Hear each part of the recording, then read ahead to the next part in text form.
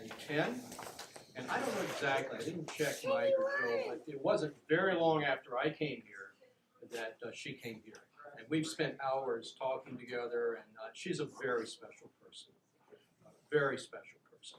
And one of the amazing things about Anna was that she planned this, I'll call it triumphant service, 18 years ago, believe it or not.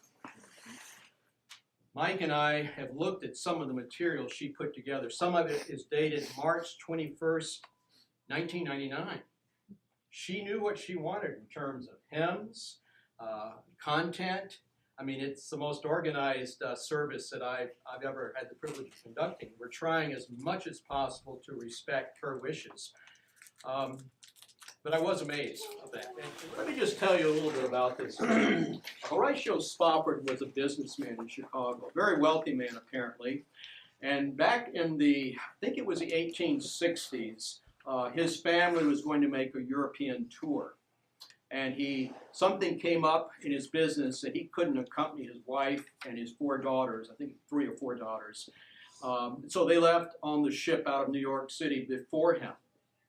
Well, worst case scenario, they hit an iceberg, the ship sunk. The wife and the daughter were perished in the sea. And of course he was heartbroken. He got a telegram in Chicago, and he made it to New York as quickly as he could and got on the next ship. And when they arrived near the place where his family had perished, the captain brought him out on the deck, and he looked and he reflected, and he went back to his cabin and wrote this song. It gives a lot more meaning if you think about what Horatio, a strong Christian man, was going through at this time. Number 26.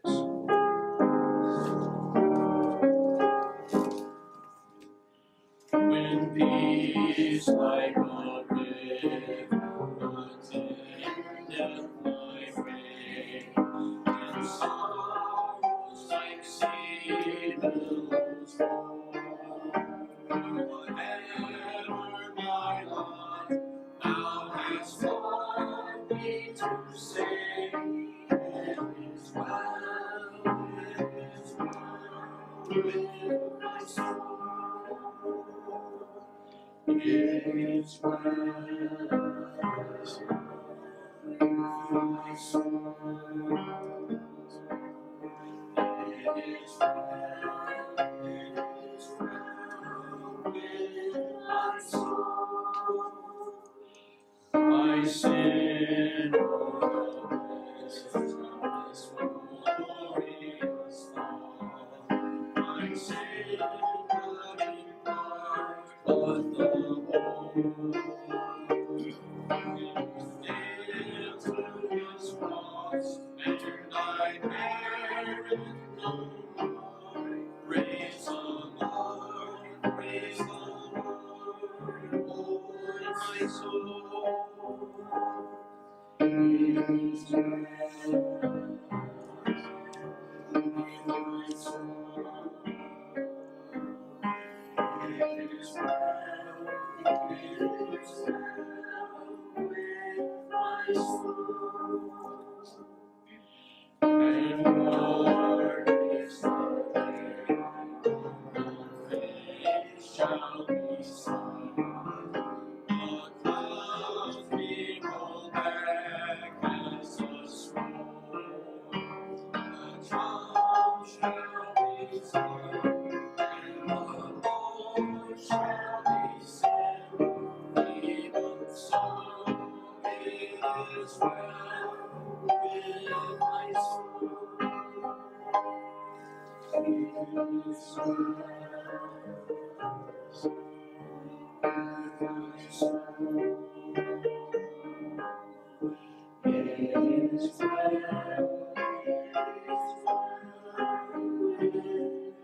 soul.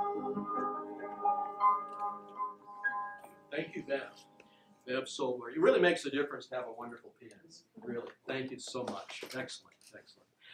One of the things that I try to do with the residents here, I unfortunately can't do with all of them for various reasons, is to interview them and write their life story. But I summarize it. Obviously, a 95-year-old person, you could write a whole book about their life.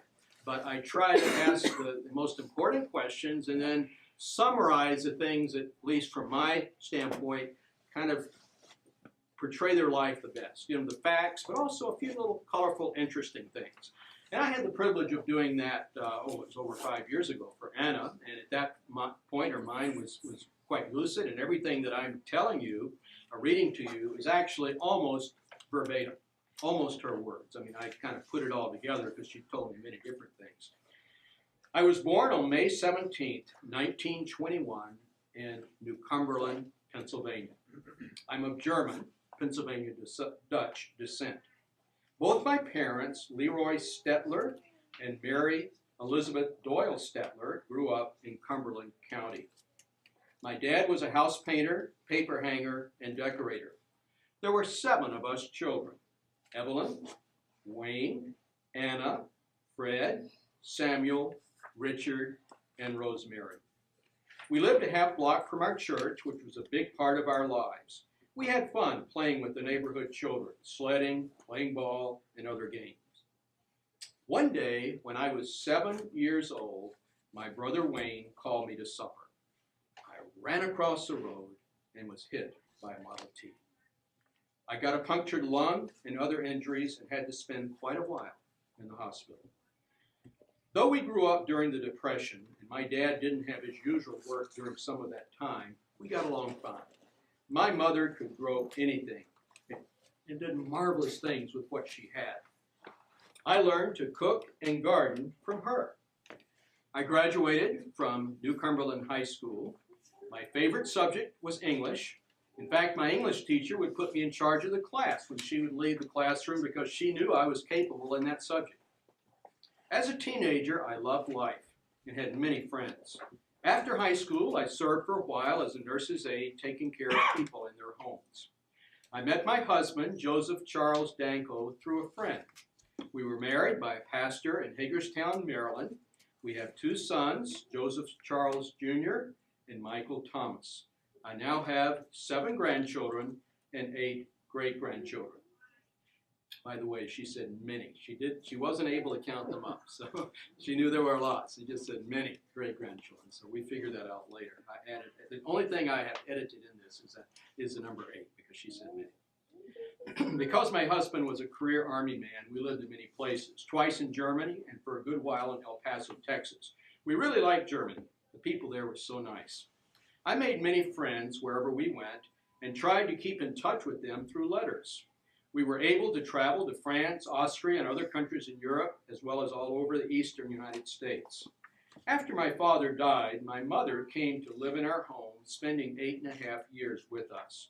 She made friends easily and thoroughly enjoyed living various places. One of the most meaningful things I did over the years was to serve as president of the women of the chapel. I did this several times because I enjoyed serving and had no problem being in leadership. I love the Lord and His Word. Both my parents were Christians. My mother's mother, Martha Doyle, was a wonderful Christian whom everybody loved. She spent a lot of time with our family and had a great influence on us children. My favorite verse is Psalm 37:5. I read that a few minutes ago. Commit thy way unto the Lord, trust also in Him, and He shall bring it to pass. My favorite hymn, at least on that day, was In the Garden. We're going to sing that. My favorite hymn, it was In the Garden. I would like others to know the Lord and follow Him in their lives. I would encourage them to make the church an important part of their lives. So that was a message. And I actually asked her, I said, what would you tell your grandchildren, your great-grandchildren? And that's it. Let me read it again. She said, I would like others to know the Lord, follow Him in their lives. I would encourage them to make the church an important part of their lives. So that's a personal message for each of you here today. All right, let's sing one more, number 8, In the Garden. This is a very personal hymn about a personal relationship with Jesus. I think that's what a lot of people who would call themselves Christians don't have. It's just religion. It isn't anything that really means anything to them in their heart. But this song, if you read about it, it's this person that wrote it is really talking to Jesus like a friend. So let's sing it. Number 8.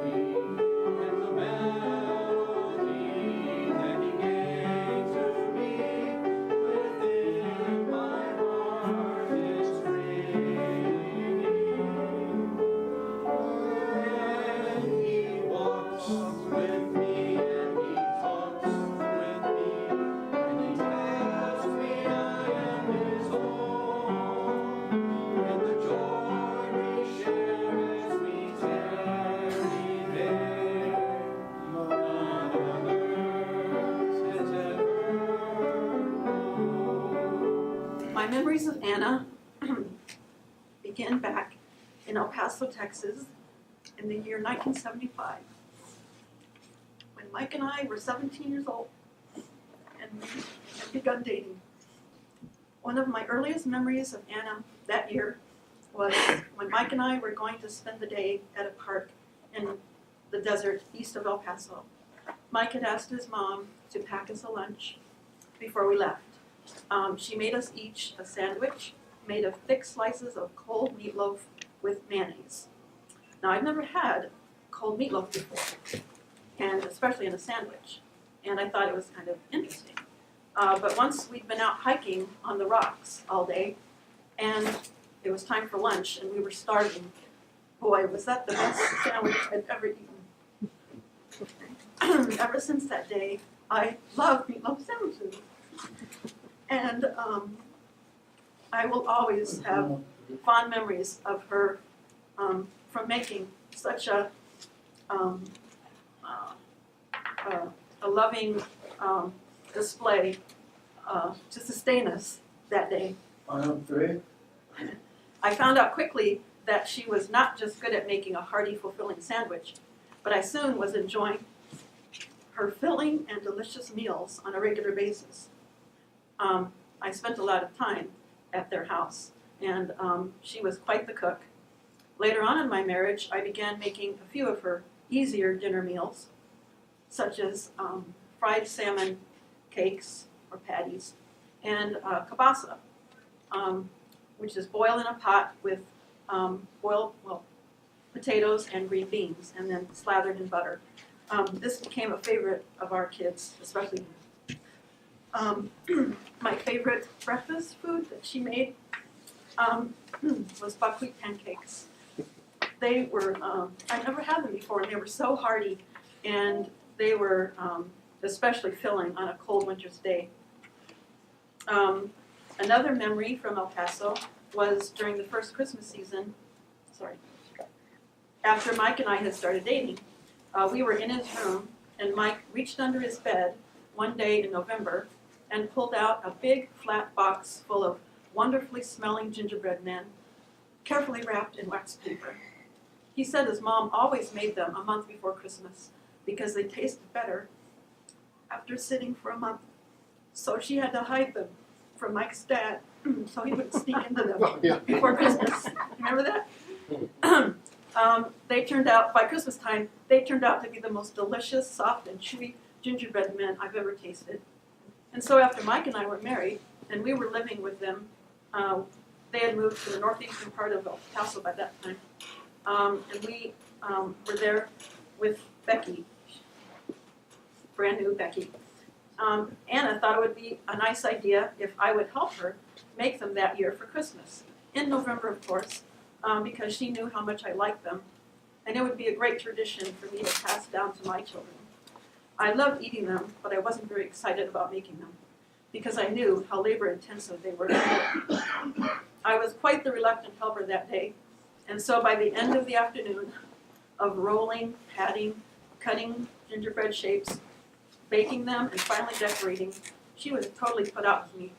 I didn't have her energy. She didn't understand why I wasn't, so willing to do a domestic gift for others, but I'm totally not domestic. She was all work and I was all play, and it's never changed. Unfortunately, I've never made them for my family, and so I'm sorry that my children have never experienced the delight of those cookies. Mike had his own favorite food memories from his earlier years growing up. Like it was mentioned, Anna grew up in the Pennsylvania Dutch region of Pennsylvania, and early on she learned to make foods such as cornmeal mush with maple syrup on top, corn pone, and creamy rice pudding with cinnamon mixed in, which became Mike's favorite treat that his mom would make. At Christmas time, his favorite cookies, she called them rocks.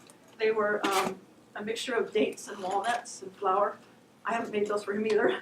So some Christmas I'm going to renew some memories of your mom. Okay, on to another part. Okay. While we were dating, one year I took a year off to go to college in Oklahoma, where my family had their traditions of graduating. And so I would get letters from Anna. She would encourage me in my studies and keep me up to date of what was going on at our church. We attended a Southern Baptist church in El Paso, and she would keep me up to date on all of her interests. So that was very sweet. And then once it was time for Mike and I to get married, plan our wedding, my parents were in Germany, and so my mom and dad weren't there to help me with our wedding preparations. So Anna took it upon herself to drive me to the bridal shop, and we picked out my wedding dress. And because Mike and I were paying for our wedding, to save money, she asked a friend of hers, to hand sew my veil. So we spent time at her friend's house for the fittings and getting the veil the right length and everything. So that was more time we spent together. Mike and I, we got married, and we moved into an apartment in the southern part of El Paso, right next to the border of Juarez, Mexico. To be close, I think, to college. Yeah. So, but soon after, I found out I was pregnant, and so to save money and to have save expenses on babysitting, we moved in with his parents, and we stayed with them until we moved up here in 1980. Becky was like 19 months old, and then once we moved up here, after a short stay with Joe and Diane to help us get settled, we all stayed together in their house. Then we, Mike's parents and Mike and I and Becky moved to Oakdale, where we stayed together until we both found jobs and we were able to save enough money to move into our own apartment. So we were like one joint family throughout these years. She would, keep preparing meals for us, and we would be enjoying her meals. And at first, Becky was with them 24 hours a day until we moved into our apartment. And then, so we spent a lot of time together. Our lives were just totally enmeshed together. And so once we moved out, we would still have them babysit. And so then Matthew was born 2 and some years later. And then so she took care of a baby plus toddler Becky. And then Andrea was born many years later. But so the point is, Anna and Joe played a major role in the upbringing of Becky, Matthew, and later Andrea. They took care of them during the day while we worked our full-time jobs. And at first, Mike and I shared a car, and so we would naturally just come home together, and we'd eat dinner before we went home. So we really appreciated Anna's meals. It saved me a lot of time or energy in the evenings, so we could just bring the kids home and put them to bed rather than me having to prepare a meal. So, yeah, and a few other things that Anna did. She and Mike would take the kids clothes shopping because I got tired very easily. I still don't have the energy that she had. I don't know where she got it all. But I would get tired really quickly, and also she would take the kids for haircuts and just do other things that normally a mom would do. And so I just look back and really see how she did care for her family. And she put others first. And I'll always appreciate her never-ending energy for everything she accomplished. And she managed to do all this while working a full-time job, a midnight shift at a nursing home in Maplewood as a nurse's aide. That was so admirable. She would have Joe watch the kids while she slept in the morning, and then she would do the rest of the duties. and feed us in the evening. So let's see, a couple other things. One thing that I had remembered later was I'll always remember her laugh. She had, it was more like a cackle. It wasn't just a normal laugh, but it really got your attention. And when she laughed, it was just so full of joy, and she just let it all out. So it's been a long time since I had heard her laughing, but I'll never forget her laugh. And so I will always appreciate and admire Anna's positive attitude throughout any difficulties she had in her life. Her strength of character, her love for the Lord, her Savior, and God's Word, the Bible, which, as was already mentioned, she loved to read while she was still able to. She was a wonderful example of loving devotion and total selflessness. When you wore a sweater and the sleeves were too long, and she would always, like when you have a sweatshirt on or something, she would always roll the sleeves up so that it looked neat and so they wouldn't get dirty or whatever. And I just thought, when you're younger, like I thought that was so annoying, and I would tell her, no, put those down, and she would just roll them up and be like, no, they're going to be out of your way. And as soon as I would get out the door, I would just put them back down because I'm like, no one's going to want to see me like with these rolled up sleeves. I was just kind of tacky. She always just wanted you to look your best. And also, I remember shopping trips to Jubilee. She's still around. And I got to use the little kid shopping cart, and I thought that was so fun. Because I've never saw anything like that before. These little carts, and so we would go to Jubilee, and I don't remember anything specific, but just doing that with her. And then she would also have The Sound of Music on when she would be cooking in the kitchen, and I watched that a lot as a kid. I think I watched it like every day. Some people haven't seen it at all. Yeah, I love that movie. Yeah. Thanks to her for putting it on. And like how my mom said, her laugh is very contagious. It's very loud, and she never held back when she laughed. And then when I was in high school, I would visit her at her apartment off Larpenter, and I would help her. Well, she was able to take care of herself, but I would go there and she would be knitting scarves for these children who didn't have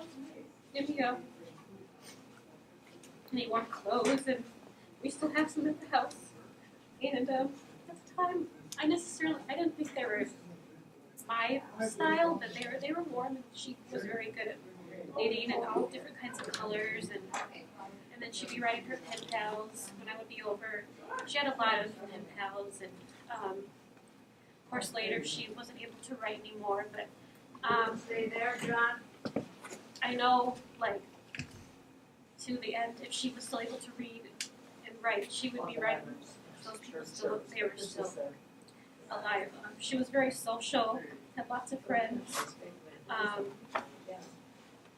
And then also, something kind of funny, she loved vinegar, and she would tell us all about it, how she would take baths in apple cider vinegar. She was just she loved it. It was great. She actually washed my hair with vinegar once. She would shampoo it, then wash it, and it was so shiny. It stunk. You have to use the conditioner, but she swore by it, and we all thought she was crazy, but she loved it. I didn't get to have that many memories for her, specifically, because I was, raised by my mom, and my dad, and, I wasn't raised by her at all. But, I also noticed her memory was just so good, and I can't remember, really anything from my childhood.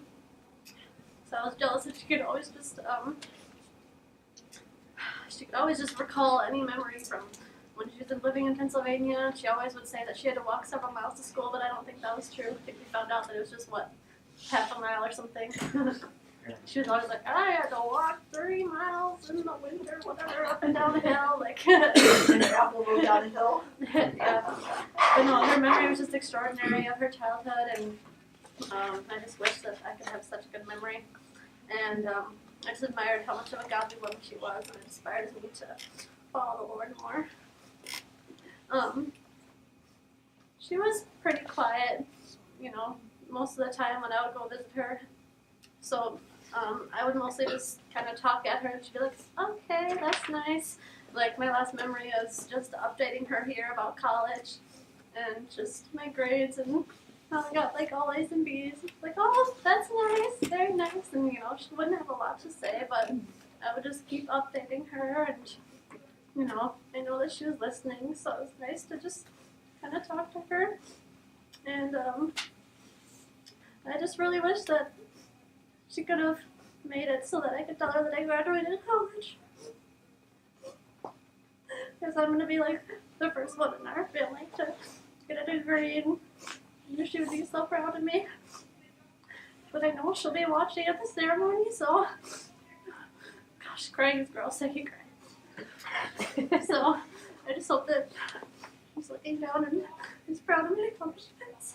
And I do wish that I had more memories with her, but I'm only 21, so the past several years I've just been being a kid, and I didn't really pay attention to her that much, unfortunately, but I do enjoy visiting her and hearing her talk about all her childhood memories. So that's pretty much all I have to say, but she was very wonderful and inspires us all to be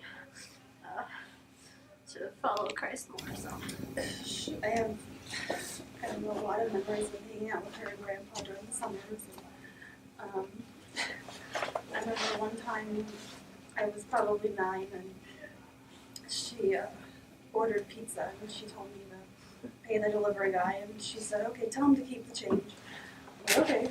So I think she gave me like a 20 or something, and I came back with no money. And she was like, well, where's the rest? Like, well, you told him to keep the change, and she meant like the coins, not all of the money. So, but I don't remember her getting mad at me. I think she was just like, come on. And I remember another time in the same apartment, again, I was about 9, and Grandma and Grandpa just gave me some money to walk down to McDonald's, and I went there by myself to get like a hamburger and french fries or something. And it's just funny because nowadays you wouldn't be able to do that. Apartment when Mom and Dad were always busy working 2 jobs. She would just always care for us throughout our life, providing whatever she could. I know that she used a lot of her money and savings to take care of us throughout the years. She bought me a really nice bed for, I believe, my 18th birthday, and I'm still sleeping in that. I just always remember her for her endless loving and her great hugs throughout the years. And I wish I had written more down. I had more written before I came, and I didn't bring the right stuff. But I just remember her always providing good advice and just caring for the family and taking me to, like I used to say, to get her haircut at the, what was that old place in Maplewood? Like get the gumballs. Maybe you'd ever went to the barbershop. the old barber shop. Yeah, I always enjoyed going there. She would just always take me places and take good care of me, and I wish I would have been more with her over the past couple years. I didn't go and see her as much as I wish I could have, but she did help to at least instill some good morals in me, even though I haven't been as good with my faith as I should have been.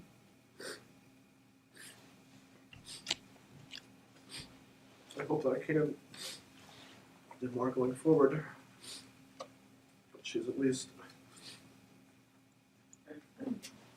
set a good moral ground in me that I feel has helped me.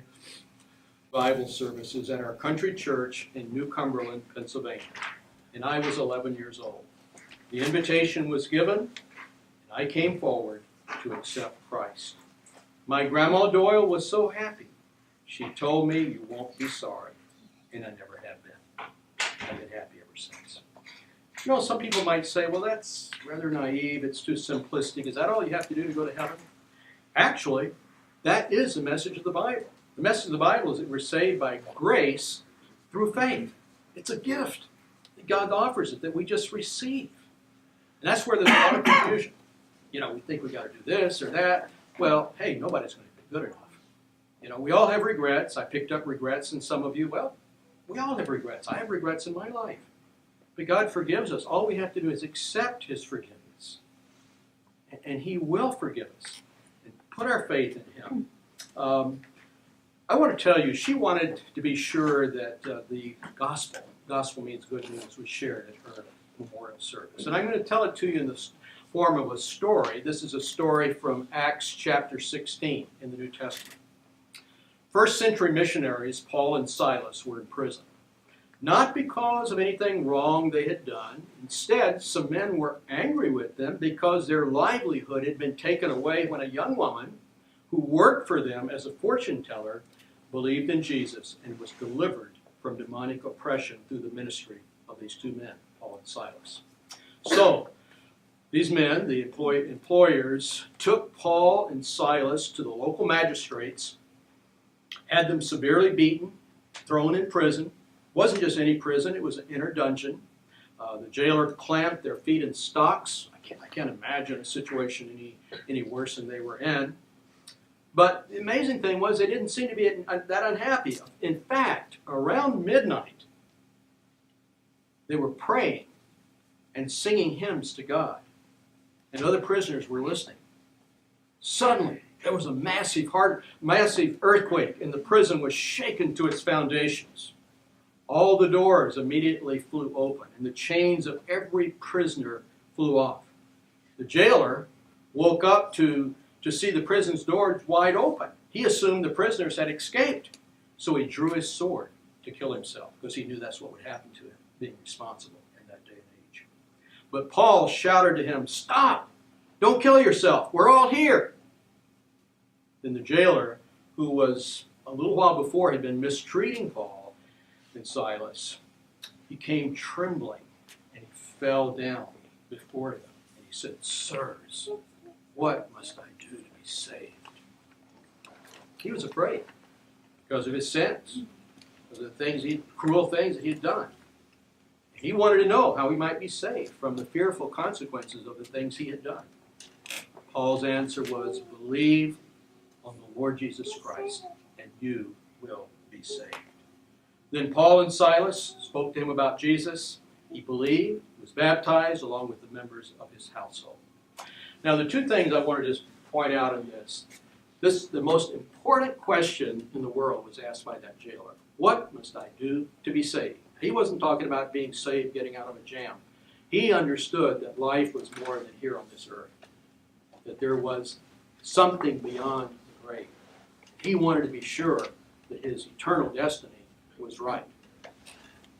Second most important thing was this was the most important answer to any question ever given. Believe in the name of the Lord Jesus Christ, and you shall be saved. Why is it some kind of hocus pocus? No. It's because Jesus died on the cross for your sins and mine. He took the punishment that we deserve for the wrong that we've done. And we have to appropriate that for ourselves. We have to take that. It's not automatic. He's not going to force it on you. He offers it to you as a gift.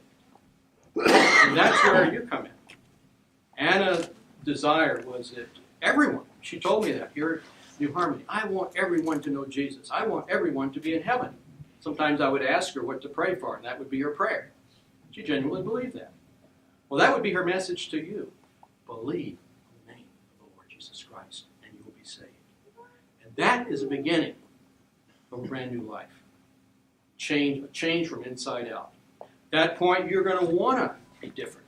The difference, goodness, isn't going to save you, but we are saved for good works, not by good works. That's where people get goofed up. They think, oh, if I do enough good works, I'll be saved. No, the Bible doesn't teach that at all.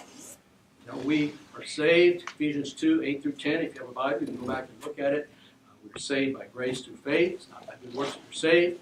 But then the next verse goes on to say, but for good works that God prepared for us to do. So we're saved by grace, through faith. Faith is a means for good works in our lives.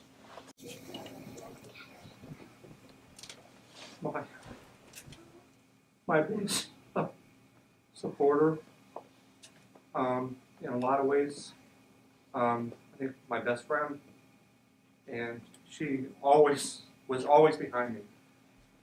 She encouraged me from a young age that she had a love of music, and she encouraged me singing from the time that I had started singing. And good, bad, or indifferent, she was always saying a supportive word. If my dad happened to hear me sing and I hit a little bit of a sour note, he would always be brutally honest and say, that wasn't so good.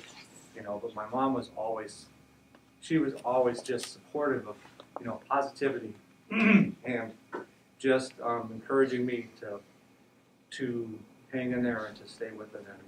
And just constantly, I mean, she was always, you know, when she was in more of a active and communicative state, you know, the last few years here, you know, it was always, if I was going to come and sing at a certain time, it was always, you know, not just the publicity, but she would tell people that she engaged with, you know, that her son was going to come and sing. So, you know, I did, before I wrap up, I know Joe gave a really good summary of things, and our Uncle Sam, her brother, slightly younger brother, he did send a memory, and I thought I'd just kind of go through some details of what he sent, because this is kind of important. It kind of ties into some of the other stuff that was brought out about her life. She grew up during the Depression, and as Joe said, they lived on a farm in Fairview Township, Pennsylvania. A hard life, but a good life. This would have been about April 1930, and it was about 9 or 10. She was a very good worker helping mother. Mostly she became a very good cook at an early age. She used to hide the pies that mother used to make so the boys would not eat them. We used to look high and low for them, but we could never find them. To this day, I don't know where she hid them. In the winter storm of 1936, we had a series of accidents at the farm. First, Wayne, one of the brothers, put a double-bit axe through his foot. Then a week later, Fred put an axe in his foot. And the following week, Anna scalded her foot with very hot water doing dishes. So they had a rough time in the winter of 1936. The doctor had to come to the farm each time by horse since the snow was so bad. Anna loved to read and study more than she liked being outside. The school was on the farm, so we didn't have far to walk. So there's the story about walking to school. I don't know if she truly ever had to walk 5 miles in the winter to school, but you know, at least during this time period, she didn't have to walk far to school. So Anna was a teacher's pet of one teacher, Mr. Eichelberger. Everybody knew Anna was his favorite. She was a very bright student in English and literature. When Anna went to high school, her teachers noticed how well she was in these subjects. Many times Anna was asked to teach the class when the teachers were out sick instead of getting another teacher. She was very bright. When we moved off the farm to New Cumberland in 1939, Anna finished high school. Anna continued to help mother around the house. So that's kind of the summary I wanted to bring out about her, that she was a hard worker and she was very bright in certain subjects too. And there was some confusion about, there was an insistence that she graduate from high school, but I don't know whether she didn't have her diploma in later years and she needed it to get her certification for nursing, but she actually took a correspondence course that I helped her with when I was in high school, and she actually got her high school diploma through the correspondence course. So it was possibly just the loss of records and she had to prove that she graduated from high school. I don't know, but at any rate, I know she graduated because one way or the other, either earlier or later, she got her diploma. But to tie into what Joe said about some of the travels and travails that were occurring during the military time, when my dad went to Korea and returned approximately, I think, 18 months after, in 1956, I guess it was, he came back from Korea. What Joe didn't mention was 9 months after he got back from Korea.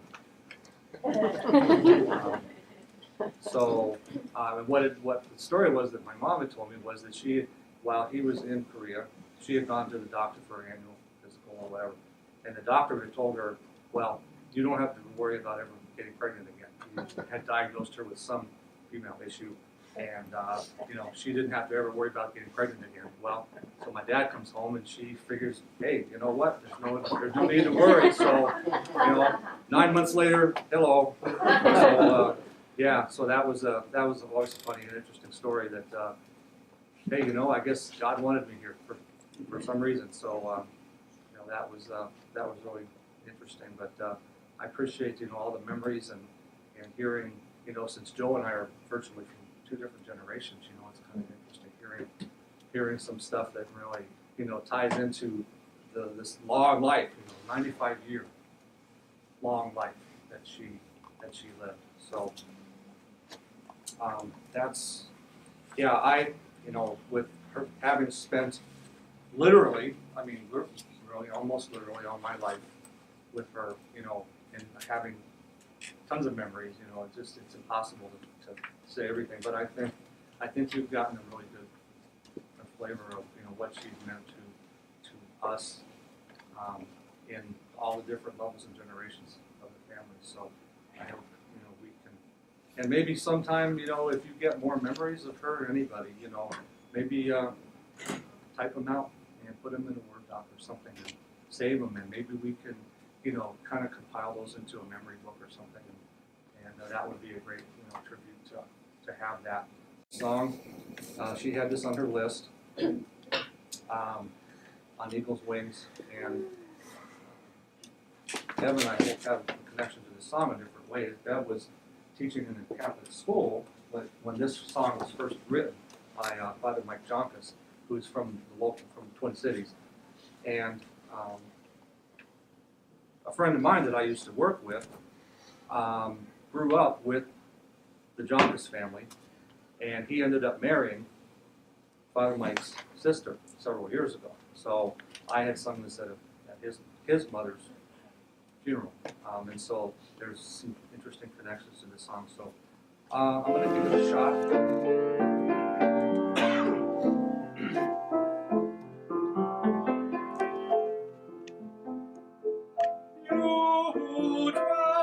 Shelter of the Lord, who abide in his shadow for life. Say to the Lord, my refuge, my rock in whom I trust, and he will raise you up on eagle's wings. There you make you to shine like the sun, and hold you in the palm of his hand. The snare of the fowler will never capture you, and famine will bring you no fear. Under his wings your refuge, his faithfulness your shield, and he will raise you up on eagle's wings. There you are, the breath of dawn, make you to shine like the sun, and hold in the palm of his hand. You need not fear the terror of the night, nor the arrow that flies by day. Though thousands fall about you, near you it shall not come, and he shall raise you up on eagle's wings, bear you on the breath of dawn, make you to shine like the sun, and hold you in the palm of his hand. For to his angels he's given a command to guard you in all of your ways. Upon their hands they will bear you up, lest you dash your foot against a stone. And he will raise you up on eagle's wings, bear you on the breath of dawn, make you to shine like the sun, and hold you in the palm of his hand.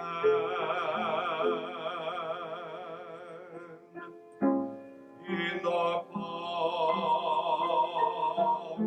of his